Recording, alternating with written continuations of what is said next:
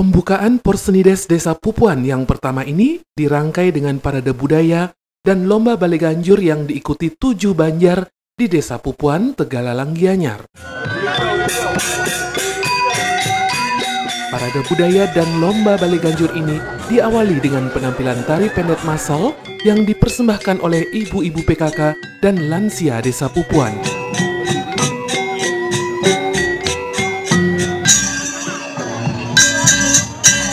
Parade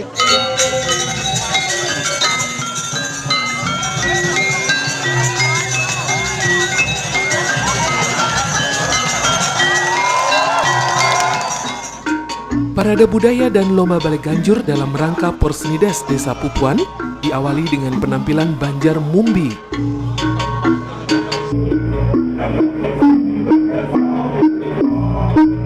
Garapan yang dipersembahkan berjudul Jengah.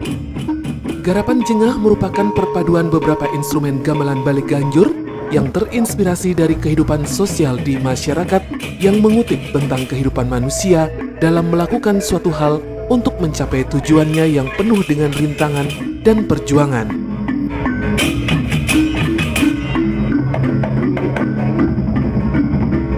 Tabuh kreasi bale ganjur yang berjudul Jengah ini dibawakan oleh Sekegong Eka Dharma Santi dari Banjar Dinas Mumbi.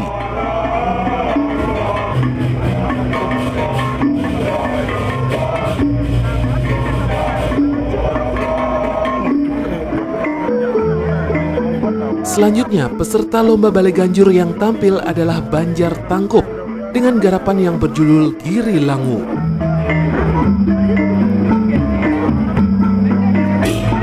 Diceritakan seorang Brahmana menjalani tapa yoga. Dalam perjalanannya, sang Brahmana melihat 3 munduk. Karena itulah beliau melakukan tapas semadi.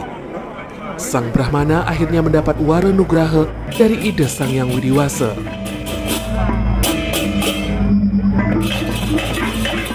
Selanjutnya keluarlah air suci dari tubuh sang Brahmana yang kemudian disebut Segara Brebesan Tegal Siku. Dan tempat Brahmana tersebut bertapa kini disebut Tangkup, yang artinya tangan seorang Brahmana yang menyatu.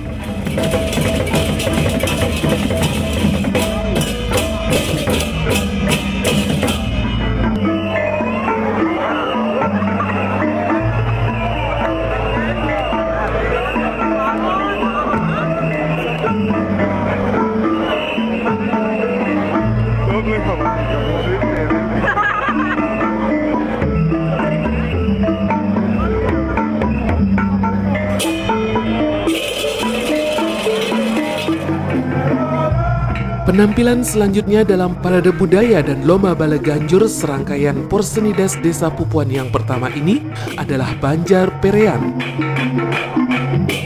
Banjar Perean membawakan garapan yang berjudul Lelangit Balingkang. Lelangit Balingkang menceritakan sang Raja Bali Sri Aji Jayapangus dan istrinya Kang Ciwi dengan keratonnya di Sukawana. Sang raja bertapa di Gunung Batur untuk memohon keturunan. Dalam tapanya, datanglah Dewi Danu. Dewi Danu pun tertarik pada raja, sehingga keduanya menjalin hubungan asmara dan memiliki keturunan yang diberi nama Maya Denawa. Jalinan asmara itu diketahui istri sang raja, yakni Dewi Kang Ciwi. Kang Ciwi pun marah dan memaki raja serta Dewi Danu. Dewi Danu pun marah karena raja mengatakan dirinya perjaka. Sang raja dan istri kemudian dikutuk oleh ibu sang Dewi Danu, yakni Dewi Batur. Akibat kutukan tersebut, sang raja dan istrinya pun berubah wujud menjadi makhluk besar, laki-laki dan perempuan yang kini dikenal sebagai Barong Landung. Penata tabuh berdasarkan cerita tersebut menuangkannya dalam sebuah garapan bale ganjur yang berpedoman pada pakem triangle, yakni kawitan, pengawak, dan pengecet dengan permainan melodi dan dinamika yang dipadu dengan olah vokal untuk memperjelas makna yang terkandung di dalamnya.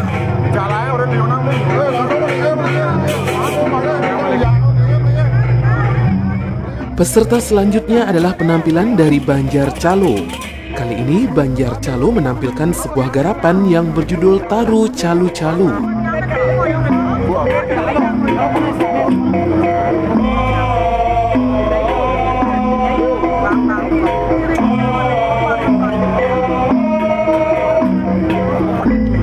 Garapan ini mengisahkan tentang asal-usul nama Banjar Calo sendiri.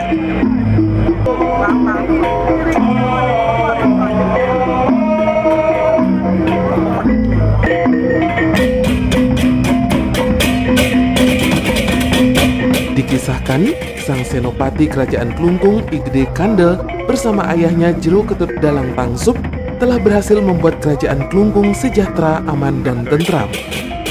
Hal ini membuat hati Raja Klungkung Ida Dalem sangat senang. Keadaan ini membuat salah satu patih kerajaan merasa tidak senang hatinya dan menyusun siasat untuk menyingkirkan sang senopati.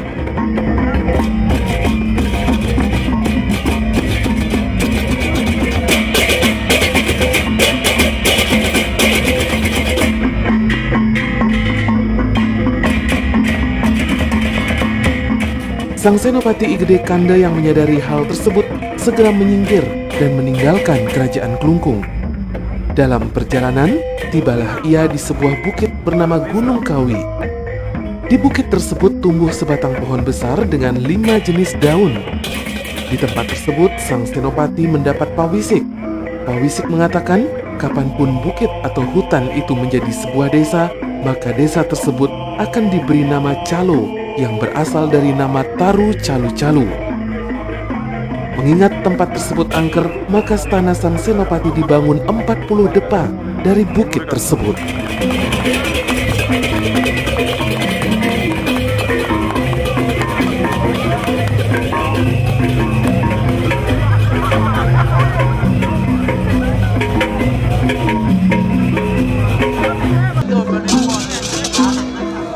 Peserta lomba Bale Ganjur berikutnya adalah perwakilan Banjar Timbul.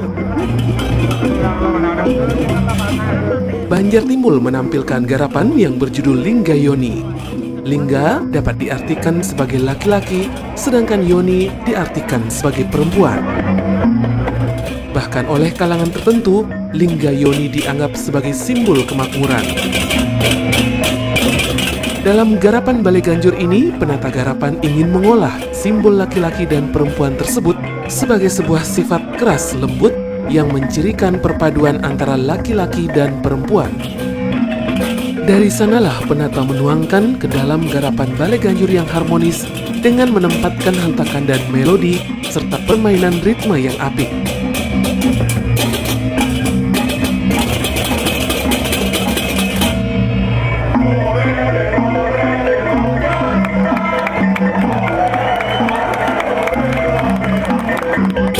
Lewat pementasan Bale Ganjur ini, para penikmat seni diharapkan mampu merasa dan mendapat nilai-nilai adiluhur yang terdapat pada Lingga Yoni, yaitu keharmonisan dalam kehidupan.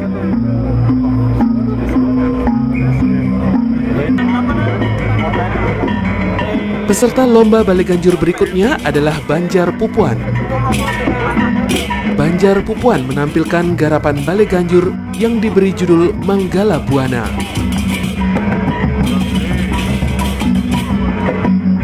Perubahan zaman menempatkan masyarakat pada banyak pilihan yang berdampak pada perkembangan dan eksistensi nilai-nilai budaya. Berkaca pada fenomena tersebut, mengilhami penata membuat sebuah garapan Bale Ganjur yang berjudul Manggala Buana. Manggala kurang lebih diartikan sebagai pelaksana dan Buana adalah alam atau bumi. Manggala Buana dapat diartikan sebagai pelaksana tugas dengan penuh tanggung jawab menjaga eksistensi alam dengan adat dan budaya.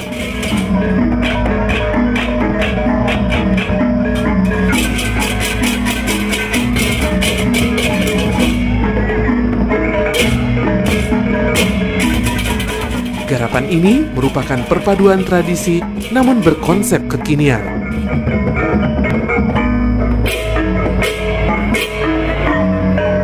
Melalui perpaduan unsur-unsur musikal, garapan ini akan mampu menggambarkan semua fenomena. Penata berharap akan aslinya alam, adat, dan budaya Bali.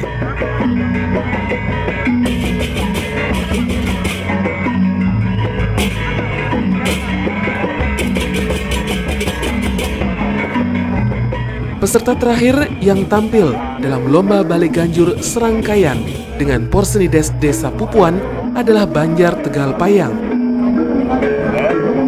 Mereka menampilkan garapan yang berjudul Semara Murti.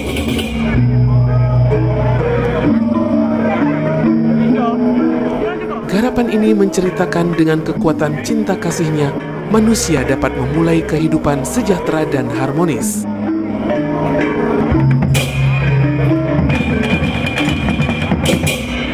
Hal ini membuat masyarakat Tegal Payang saling asah, asih, asuh, sagilek saguluk salulung sebayan take untuk menciptakan keharmonisan.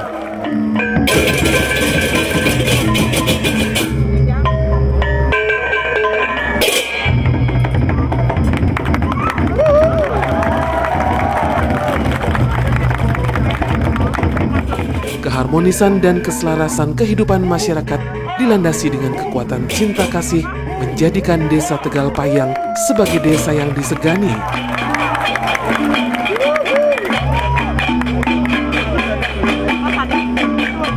Keharmonisan yang menjadi kekuatan masyarakat serta seni dan budaya Desa Tegal Payang ini dituangkan dalam sebuah instrumen gamelan Bale Ganjur yang ditata kreatif dan inovatif.